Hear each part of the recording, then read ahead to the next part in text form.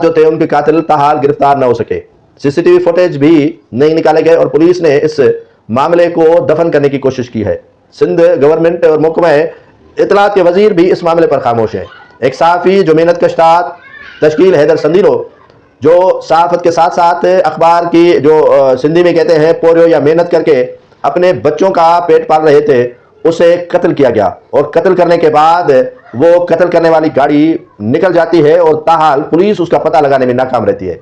शाहराह फैसल किसी से भी ढका छुपा नहीं है और शाहराह फैसल पर गुजरने और आने और जाने वाली गाड़ियों का पता पुलिस अच्छी तरह लगाती है, क्योंकि वहां पर अच्छे कैमरे लगे हुए हैं, क्योंकि ये शाहराह आम नहीं है, खास शाहराह है। और कराची में शाहराह फैसल सभी जानते हैं कि वो कितनी मसरूफ शाहराह है।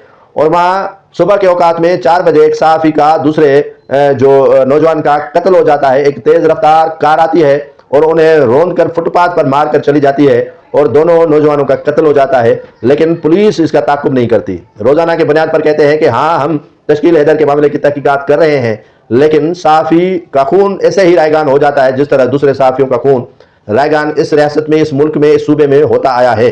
और अगर तश्कील हैदर के साथ इंसाफ न हुआ तो ये हुक्मरानों के लिए कौन सी बड़ी बात है, या कौन सा ये इन्होंने पहले कारनामे सर अंजाम दिए हैं जो अब देंगे। लेकिन उसके बच्चे दाइयाँ दे रहे हैं मौजूदा हुक्मरानों को। उस जो उनके साथ नौजवान था 23 साला, उनके वालिदैन भी दाइयाँ दे रहे हैं हुक्मरानों को और मौजूदा सिंध गवर्नमेंट को और सिंध पुलिस को कि इस मामले की तहकीकात करें।